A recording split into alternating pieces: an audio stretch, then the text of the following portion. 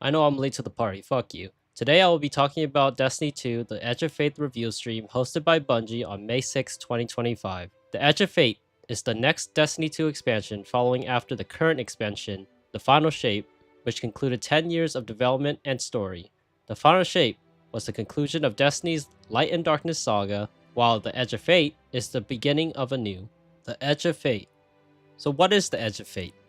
The Edge of Fate is the first expansion that will start Destiny's next multi-year saga, this being called the Fate Saga. This expansion will explore and potentially answer the mysteries about the Nine, an unknown group or entity that has always existed in the Destiny universe since the very beginning. For any remaining, returning, or new Destiny players, the Nine was commonly mentioned from characters such as Xur, Agent of the Nine, and the Emissary of the Nine. Speaking of the Emissary, we got to see her and the importance she will play in the new narrative from the intro cinematic at the start of the review stream. TLDR, the Emissary was once a guardian who fucked around too much to discover what the Nine was and was eventually enslaved by the Nine.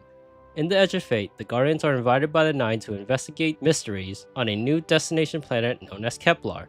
Kepler in the Destiny universe is located at the very edge of the solar system, which Bungie has confirmed will help expand the Destiny universe for the future of the franchise. Kepler's world design took inspiration, a specialty skill at Bungie, from exotic missions, dungeons, and the Dreaming City, a former destination which was first introduced way back in 2018 with the release of Destiny 2's Forsaken expansion. This new destination will offer mysteries like the Dreaming City did and encourage players to explore the secrets hidden deep within. Hopefully. The Guardians will also be accompanied by a new character named Lodi. His importance to the Fate Saga remains a mystery as of this video. The sandbox changes. Of course, in the Edge of Fate, there will be new weapons and armors to chase and collect, so expect to hoard up even more loot because without loot, let's be honest, what's the point of even playing the game? What I am more interested in is Armor 3.0 and the weapon tiers. Armor 3.0. Armor 3.0 will be Bungie's attempt to push players to regrind armor again in Destiny 2. Now hold on, I know you toddlers out there will bitch about having to play the game again, but good news, Lil Light. You can still use and keep the armor that you currently have and not even have to worry about a thing. Now for us mature, skilled, handsome, sexy, and independent players, this is amazing news. With Armor 3.0, Bungie is changing all current armor stats and introducing armor sets, each equipped with 2 unique set bonuses. This will hopefully help further boost build crafting for endgame players and maybe even reignite the enjoyment of the PvE sandbox we all know and love. Armor 3.0, fantastic. Weapon tiers. Weapon tiers will be introduced alongside Armor 3.0 in the Edge of Fate. Long story short, higher tier equals best option. Anything else is trash and should be dismantled, but alas, it's Destiny players we're talking about here. As far as I'm aware, there are only tiers 3 to 5, with 5 being the highest and strongest version of a weapon. It is unknown how to obtain tier 5 weapons, but I assume it would require players to play endgame content. This could be from raids, dungeons, Grandmaster Nightfalls, and maybe even the world tiers. Oh yeah, Bungie is finally adding world tier difficulties. Now, patrol destinations are no longer a snooze fest. I hope. While we're at it, Bungie is also finally adding a permanent, let me say that again, permanent firing range. Thank fucking God. I'm getting sidetracked, but yeah. These tier 5 weapons will be fully enhanceable, meaning you can enhance the first, second, third, and fourth columns.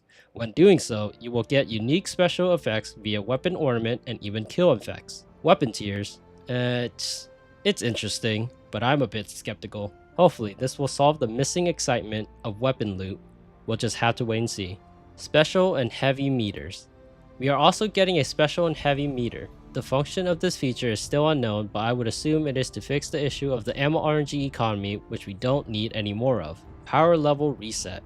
Yes, your power level will be reset essentially. As mentioned before, I know you toddlers are ready to throw a tantrum about having to play the game again, but guess what? Fireteam power level boost exists so that your lazy and fragile bodies can get carried and continue to play the game with your friends. Think of it as something like a booster seat so that you can be noticeable at the adult table. Anyways, I think this is a great decision. I can't remember the last time I actually cared about my power levels and even wanting to complete and play pinnacle activities. Bungie will make it so that if you want to solely play PvE or PvP mode, you can and still will be able to reach pinnacle power level. This incentivizes players to log in daily and continue playing the game. Power level reset? Good. Custom difficulty modifiers. There will be custom difficulty modifiers for the endgame content coming into the Edge of Fate. These modifiers will function like the skulls in Halo, making the content more difficult, but will reward the players the best loot if completed. My response to this is, when is it enough? Bungie has tried countless amount of time to add new friction to the game.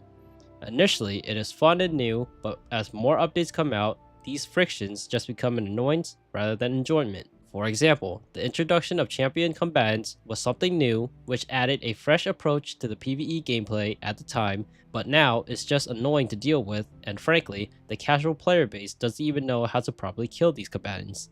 Then we get the special combatants, where they have special modifiers such as having to melee to break their shields, drains your health when you are near them, or a nuke function if not killed in time. Honestly, these special combatants were so unnecessary and were just plain out boring to deal with. Then there's Grandmaster Nightfalls. Call me old, but back in my day, there was only one difficulty for the weekly Nightfalls. This older version of Nightfalls played out exactly like a legendary difficulty Halo campaign mission, which I so desperately miss. Current Grandmaster Nightfalls now are just a chore to play through, and not even that difficult anymore because we are so powerful I nearly feel guilty decimating a mere dreg. Not to mention, the Master difficulty raids are just non-existent. What the fuck happened to normal mode and hard mode raids? But guess what? Here's another 50 new quote-unquote harder difficulties to challenge the players. Don't get me wrong, I love building up my guardians to feel powerful, but Bungie repeatedly fails to keep the PvE sandbox balanced, which makes the game rapidly boring. I just fear that these custom difficulty modifiers will just end up being what we have in terms of difficulty currently. The future and beyond.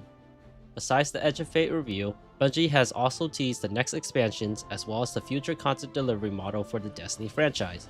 We now know the next 4 expansions added into the Destiny universe. The first being, of course, the Edge of Fate releasing on July 15, 2025, second being Renegades releasing on December 2nd, 2025, third being Shattered Cycle releasing summer 2026, and lastly, The Alchemist releasing winter 2026. Going forward, starting at the Edge of Fate, there will be 2 expansions per year. There will be 2 major updates per expansion. All future seasons and events will be completely free to all players.